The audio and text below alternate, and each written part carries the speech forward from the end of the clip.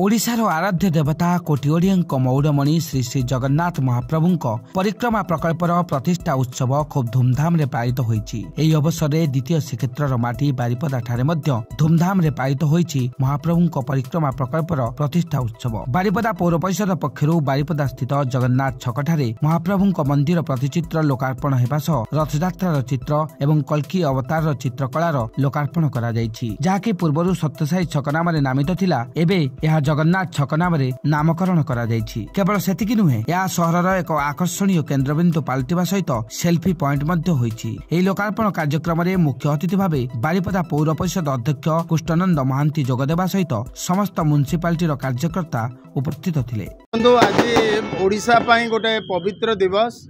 आज दीर्घ 700 वर्ष परे पुरीर श्री श्री जगन्नाथ महाप्रभुंकर मंदिर परिक्रमा प्रकल्प आज माननीय मुख्यमंत्री द्वारा लोकार्पण उत्सव अनुष्ठित हो जाए। से परिप्रेक्षी में कहुए बारिपदा सहर को बारिपदा हूँ द्वितीय श्रीक्षेत्र।